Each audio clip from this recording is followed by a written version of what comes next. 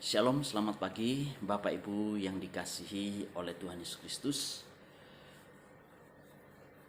Mari kita bersama-sama merenungkan firman Tuhan yang terambil di dalam Matius pasal yang ke-7 ayat 13 sampai dengan 23. Matius pasal yang ke-7 ayat 13 sampai dengan yang ke-23.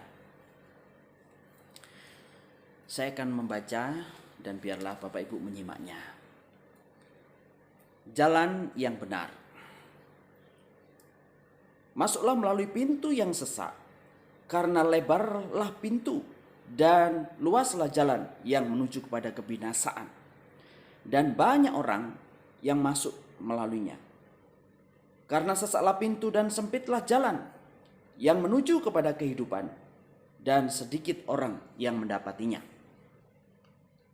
Waspadalah terhadap nabi-nabi palsu yang datang kepadamu dengan menyamar seperti domba, tetapi sesungguhnya mereka adalah serigala yang buas. Dari buahnya lah kamu dapat mengenal mereka. Dapatkah seorang pemetik buah anggur dari semak duri dan buah ara dari rumput duri? Demikianlah setiap buah yang baik menghasilkan buah yang baik, sedang pohon yang tidak baik menghasilkan buah yang tidak baik. Tidak mungkin pohon yang baik itu menghasilkan buah yang tidak baik, atau pohon yang tidak baik menghasilkan buah yang baik. Dan setiap pohon yang tidak menghasilkan buah yang baik pasti ditebang dan dibuang ke dalam api. Jadi dari buahnya lah kamu akan mengenal mereka.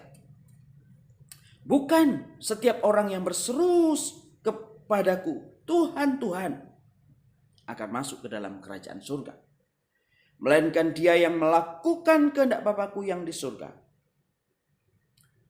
Pada hari terakhir, banyak orang akan berseru kepadaku, Tuhan, Tuhan, bukankah kami bernubuat demi namamu dan mengusir setan demi namamu dan mengadakan banyak mujizat demi namamu juga?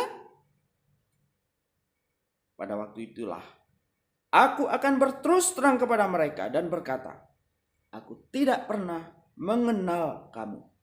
Nyalah daripadaku, kamu sekalian pembuat kejahatan. Bapak Ibu Saudara yang dikasihi oleh Tuhan Yesus Kristus, siapapun kita pada hari ini, baik yang mendengarkan firman Tuhan ataupun yang tidak mendengarkan firman Tuhan, hari ini diperhadapkan dengan dua pilihan.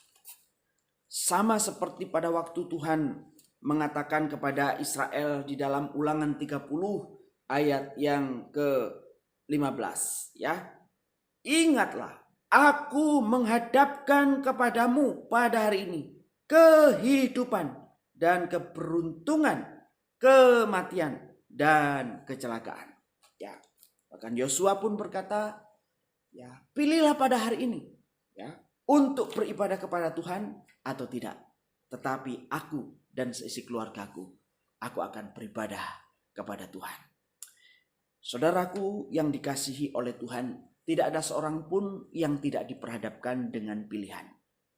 Dan tidak ada seorang pun yang bisa memilih kedua-duanya atau tidak memilih kedua-duanya. Setiap orang yang ada di dalam dunia ini harus memilih salah satunya. Orang yang mungkin mengabaikan Tuhan Yesus, mengabaikan firman Tuhan ini, berarti dia memilih untuk jalan bukan jalan kehidupan, bukan jalan kebenaran, bukan jalan di dalam keselamatan. Oleh sebab itu berbahagialah kita pada hari ini yang mendengarkan firman Tuhan, artinya bahwa ada peluang untuk kita supaya kita hidup di dalam kebenaran, yaitu di dalam Kristus Yesus. Saudaraku yang dikasihi oleh Tuhan, Tuhan berkata, masuklah melalui pintu yang sesak. Jadi untuk memperoleh jalan kehidupan, firman Tuhan berkata, masuklah melalui jalan yang sesak. Karena lebarlah pintu dan luaslah jalan menuju kepada kebinasaan. Ya, anak-anak sekolah minggu ada nyanyian dari ayat ini. Ya, lagunya seperti ini. Di dalam dunia ada dua jalan, lebar dan sempit. Mana kau pilih? Yang lebar api neraka, jiwamu mati. Tapi yang sempit, hidup berglori dalam surga. Lagu ini sederhana. Lagu ini pertama kali saya dengar ketika saya masih usia mungkin sekitar umur 5 tahun. Ya, walaupun keluarga saya belum mengenal Kristus, tetapi lagu ini tidak tahu siapa yang menyanyikan. Tapi itu menjadi sesuatu yang saya ingat suaranya. Bapak Ibu yang dikasihi oleh Tuhan, dan lagu ini benar. Ya, sebenarnya prinsip-prinsip seperti ini sama Bapak Ibu yang dikasihi Tuhan. Tidak ada suatu kesuksesan atau keberhasilan tanpa perjuangan. Tidak ada satu kesuksesan atau keberhasilan tanpa bekerja keras. Ya kan? Semua itu selalu diawali dengan sebuah perjuangan. Perjuangan itu, namanya perjuangan itu berarti tidaklah mudah. Kalau sudah mudah itu namanya bukan lagi perjuangan, tetapi kenikmatan. Saudaraku yang dikasihi oleh Tuhan, sama juga seperti sebuah film yang bagus. Pasti pelaku utama, tokoh utamanya, itu mengawalinya dengan satu masalah yang sulit, bahkan yang mungkin mustahil. Tetapi ketika dia berjuang dan sampai pada titik akhir dia mengalami kemenangan, film itu menjadi film yang menarik. Apa jadinya kalau film itu dari awal sampai akhir hanya diskusi, tidak tahu apa yang didiskusikan, nggak tahu apa yang diomongkan. Tidak ada seorang pun yang akan mengulangi 2 kali nonton Bapak Ibu yang dikasih Tuhan. Jadi Bapak Ibu yang dikasih Tuhan, keberhasilan itu merupakan sebuah perjuangan. Itu hukum alam. Bukan hanya perjuangan, tetapi keberhasilan itu merupakan sebuah proses yang panjang juga. Jarang keberhasilan itu dicapai secara instan. Mungkin kita berkata, Pak, mungkin kalau saya terlahir dengan keluarga seperti keluarga yang hebat atau keluarga yang kaya atau keluarga yang ningrat, mungkin saya tidak mengalami perjuangan. Tidak juga Bapak Ibu yang kasih Tuhan. Ada banyak dan bahkan hampir semua orang yang terlahir di dalam kondisi yang baik, dia harus berjuang juga untuk mempertahankan apa yang telah menjadi posisinya saat itu. Dan itu juga sebuah pekerjaan yang luar biasa. Ibu bapak yang dikasih oleh Tuhan, dan keberhasilan itu juga, kesuksesan itu juga pastilah juga diiringi dengan sebuah komitmen, perjuangan, kedisiplinan sampai pada akhirnya. Sama seperti firman Tuhan yang baru kita dengar pada hari ini. Jadi bukanlah berlebihan sebenarnya kalau Tuhan Yesus berkata bahwa untuk hidup di dalam jalan keselamatan, berjuanglah melalui pintu yang sempit. Justru aneh kalau Tuhan berkata untuk diselamatkan, masuklah pintu yang lebar. Betul? Orang banyak melaluinya, dengan gampang dijalaninya. Saudara yang dikasih Tuhan, ingat akan hal itu.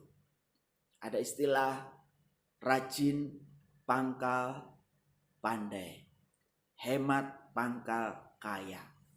Orang yang rajin itu perjuangan. Orang yang berhemat, hemat itu artinya beda dengan pelit Bapak Ibu ya. Artinya efisiensi. Untuk menghambur-hamburkan uang itu mudah. Bahkan uang 1 M pun itu bisa dihabiskan dalam waktu tidak sampai 1 hari Bapak Ibu. Mungkin juga tidak sampai 1 jam. Ibu Bapak yang dikasih oleh Tuhan. Tetapi untuk memperoleh sesuatu yang berharga itu. Bahkan kita seseorang yang berjualan di bawah lampu merah untuk mendapat laba 5.000 atau 10.000 itu perlu perjuangan juga Bapak Ibu. Oleh sebab itu terimalah firman Tuhan pada pagi hari ini. Apalagi untuk jalan ke dalam kerajaan surga. Ya, firman Tuhan menyampaikan paling tidak ada 3 hal yang perlu kita renungkan, yang perlu kita ingat. Yang pertama, Bapak Ibu dikasih Tuhan, bahwa untuk masuk di dalam kerajaan surga, masuklah melalui pintu yang sesat. Apa yang dimaksudkan pintu yang sesat? Yang dimaksudkan pintu yang sesat itu adalah memikul salib. Tuhan Yesus sendiri berkata, akulah jalan, akulah kebenaran, dan akulah hidup. Berarti jalan itu adalah Tuhan Yesus itu sendiri. Jalan yang sempit itu adalah mengikut Tuhan Yesus. Barang siapa yang tidak memikul salib dan mengikut aku, ya, dia tidak bisa masuk di dalam kerajaan surga. Tuhan Yesus berkata, bahkan barang siapa yang tidak menyangkal diri, memikul salib setiap hari, maka tidak bisa mengikut aku. Saudaraku yang dikasihi oleh Tuhan, inilah yang dimaksud dengan jalan yang sempit.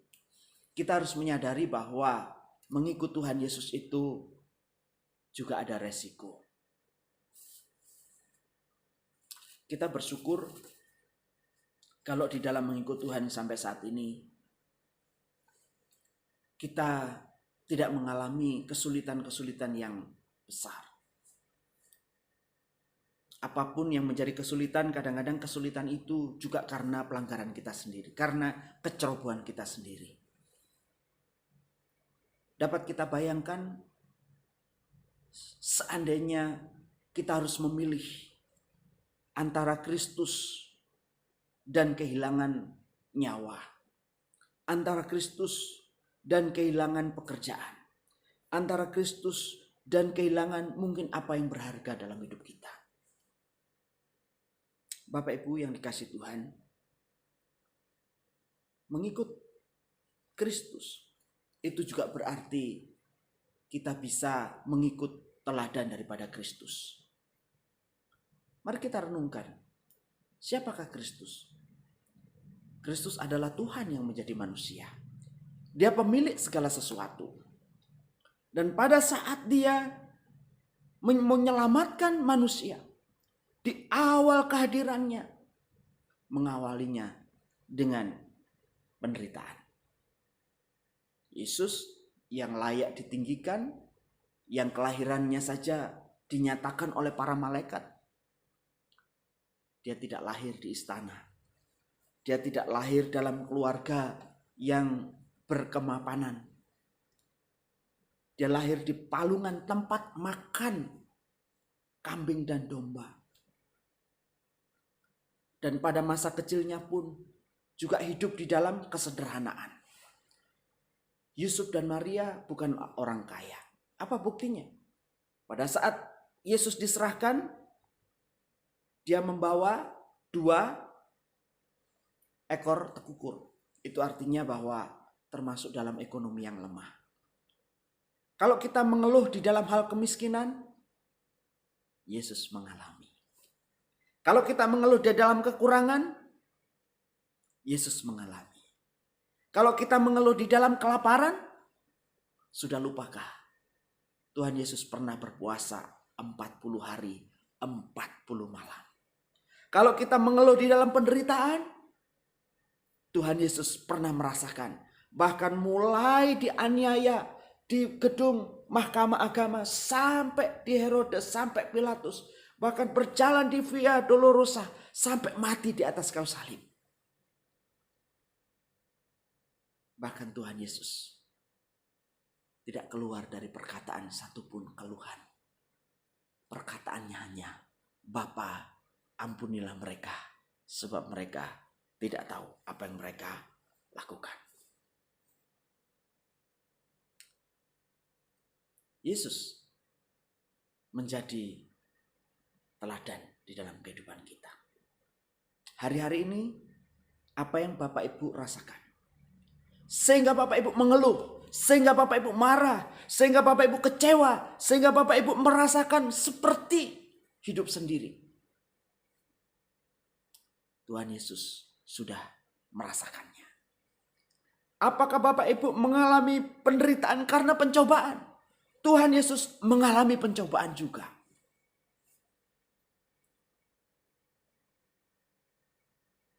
Jadi kalau Bapak Ibu tetap mengikut Tuhan dengan setia, artinya Bapak Ibu tetap berada di dalam jalan yang sulit itu. Ingat, jalan yang sulit, jalan yang tidak mudah dilalui, jalan yang sukar, penuh perjuangan. Apakah hari-hari ini Bapak Ibu ada di dalam jalan yang sulit? Bersyukurlah, karena melalui itu Bapak Ibu sedang mengerjakan kemuliaan yang kekal. Yang kedua, Bapak Ibu yang dikasihi Tuhan, bagian yang kedua di sini Tuhan mengingatkan sesuatu yang penting dengan kata waspadalah terhadap nabi-nabi palsu, terhadap rohaniawan-rohaniawan palsu. Tidak setiap rohaniawan itu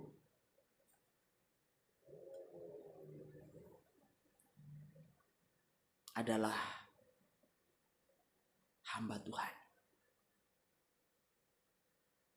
Tidak seorang yang berjubah keagamaan itu abdinya Tuhan. Firman Tuhan mengingatkan. Di sini tidak dikatakan waspadalah terhadap perampok-perampok palsu. Tidak dikatakan berwaspadalah terhadap penipu-penipu palsu, bukan.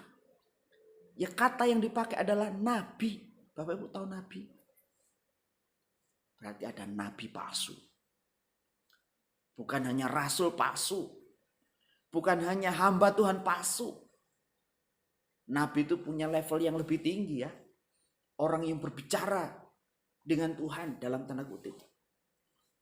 Tetapi palsu. Orang yang sering menyuarakan firman Tuhan mungkin.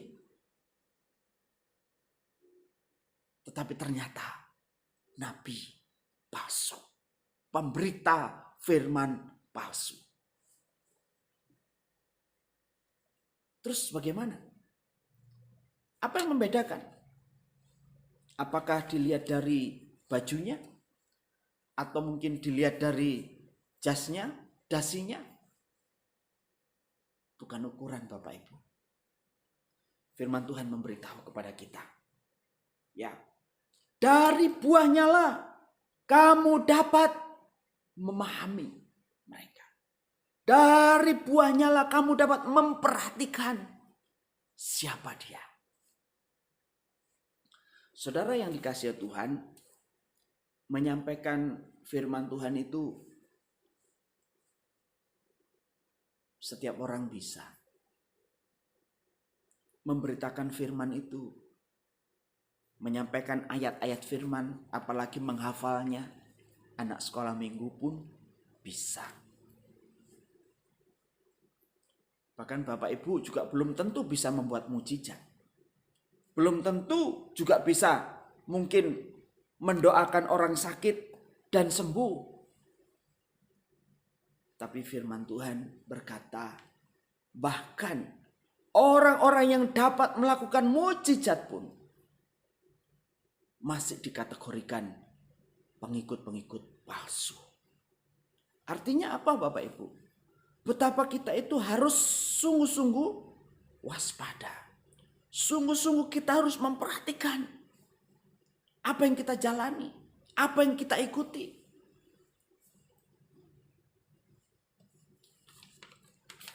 Kalau demikian, apa cirinya? Ya. Apa ciri daripada nabi-nabi palsu itu? Ya. Nabi-nabi palsu, ya, bisa saja dia menyampaikan firman.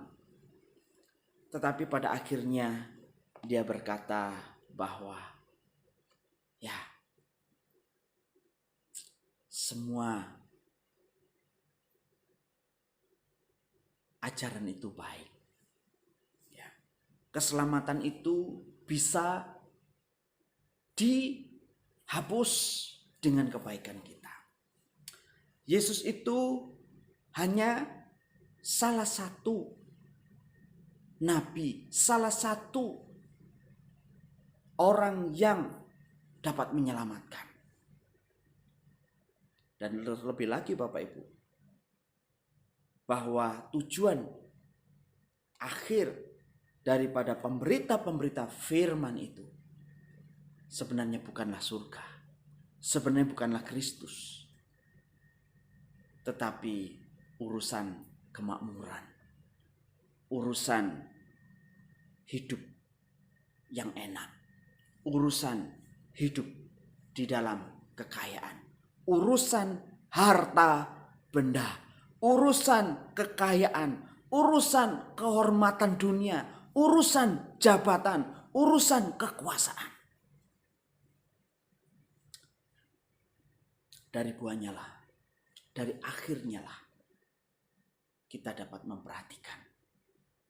Jadi apa yang menjadi ciri nabi palsu itu? Bukan terletak dalam penampilan di luar, tetapi lebih kepada tujuan inti apa yang mau disampaikan. Apa yang mau disampaikan kepada umat. Oleh sebab itu, saudaraku yang dikasihi oleh Tuhan, jangan sampai kita keliru. Jangan sampai apa yang menjadi perjuangan, apa yang menjadi ketekunan Bapak Ibu pada akhirnya menjadi sia-sia. Bahkan banyak ajaran-ajaran yang mulai berkata, ya enggak apa-apa, berdosa itu enggak apa-apa, namanya juga manusia. Hidup dalam kebohongan, ya bohong-bohong kecil juga enggak apa-apa. Saudaraku yang dikasihi oleh Tuhan, dari buahnya lah kita akan dapat menyimpulkan. Saat ini kita diperhadapkan dengan zaman informasi yang sangat luar biasa. Ya. Apapun yang kita ingin temukan, ingin kita cari, dengan sangat mudah kita dapat. Namun juga, sementara kita mencari apa yang kita cari itu, juga ada banyak pilihan-pilihan, ada banyak pendapat-pendapat, ada banyak ajaran-ajaran yang luar biasa. Disinilah gaya peperangan kita saat ini, yaitu memilih dan memilah apa yang sungguh-sungguh sesuai dengan firman Tuhan. Oleh sebab itu, kalau kita sendiri tidak tahu apa yang benar, kalau kita sendiri tidak tahu ajaran apa yang ada di dalam firman Tuhan, bagaimana kita bisa membedakan ajaran yang palsu? Oleh sebab itu, perkuat firman Tuhan, perkuat pengertian tentang firman Tuhan yang lebih dalam, sehingga kita bisa melihat mana yang palsu, mana yang asli. Seorang menanyakan, apa ciri-ciri uang palsu? Ternyata ciri-ciri uang palsu ini banyak sekali Bapak Ibu. Mungkin tekstur kertasnya, mungkin gambarnya, tapi dalam perkembangannya berikutnya itu, uang palsu itu ternyata mirip sekali, bahkan mungkin ada hologramnya. Jadi kita tidak bisa lagi merinci ciri-ciri palsu 1, 2, 3 ini. Nah, seorang pakar mengatakan bahwa kalau kita sudah terbiasa dengan uang yang asli, pasti kita akan bisa membedakan uang yang palsu. Saya teringat Bapak Ibu yang dikasihi Tuhan, di kampung saya ada seorang yang tunanetra, dan dia kalau dia membeli sesuatu, itu dia tidak bisa ditipu. Karena dia mengenal, merasakan uang-uang, misalnya uang 10.000, uang 5.000, itu berapa. Jadi saudara yang dikasih oleh Tuhan, kenalilah firman Tuhan semakin hari semakin lebih dalam. Yang ketiga Bapak Ibu yang dikasih Tuhan. Ya. Ayat 21. Bukan setiap orang yang berseru kepadaku Tuhan, Tuhan akan masuk ke dalam kerajaan surga, melainkan dia yang melakukan kehendak Bapakku yang di surga. Langsung ayat 23. Pada waktu itulah aku akan berterus terang kepada mereka dan berkata, aku tidak mengenal kamu. Enyalah daripadaku, kamu sekalian pembuat kejahatan. Bagian yang ketiga, ya, kalau bagian pertama mengikut Tuhan Yesus itu masuk melalui pintu yang yaitu memikul salib. Yang kedua, kita harus mengikuti ajaran yang benar, ya. Yang ketiga adalah kita hidup di dalam pertobatan. Bapak Ibu yang dikasih Tuhan, bisakah orang yang belum bertobat itu dipakai oleh Tuhan?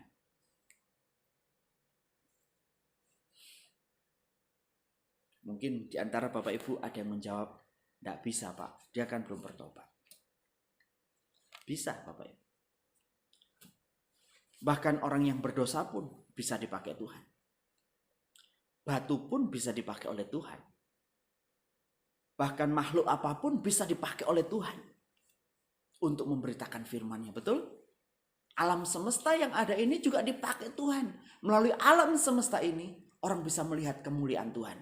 Orang bisa melihat betapa hebatnya, betapa jeniusnya, betapa luar biasanya Tuhan, betul?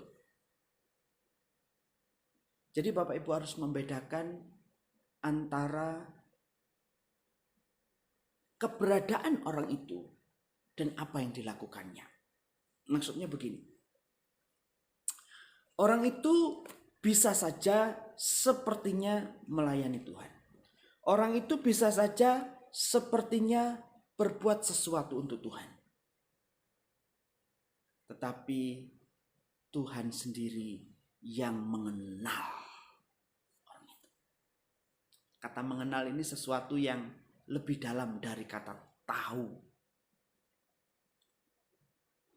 Saya tahu komputer. Bentuknya seperti ini. Tetapi dalam rincian-rinciannya saya tidak kenal karena bukan IT. Saudara, orang bisa saja melayani Tuhan. Orang bisa saja jadi melayani Tuhan di gereja. Bahkan orang saja bisa saja berkhotbah.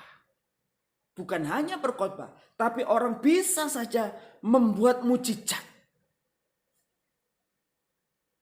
Tapi apa yang paling penting Bapak Ibu? Bukan perbuatan itu. Bukan fenomena itu. Tetapi esensi orang itu. Apakah seseorang itu sudah diubahkan oleh Tuhan? Apakah orang itu sudah dilahirkan baru, sudah hidup di dalam pertobatan? Karena di sini dikatakan bahwa orang itu masih tetap berbuat jahat. Artinya belum bertobat walaupun melayani Tuhan.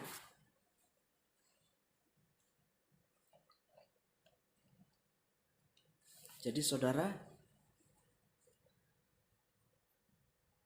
penilaian Tuhan, pengamatan Tuhan kepada setiap orang itu detail.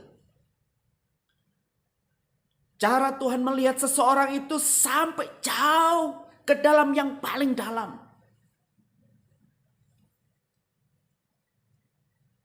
Kita tidak bisa menipu Tuhan. Kita bisa menipu siapapun. Bahkan menipu diri kita sendiri kita bisa.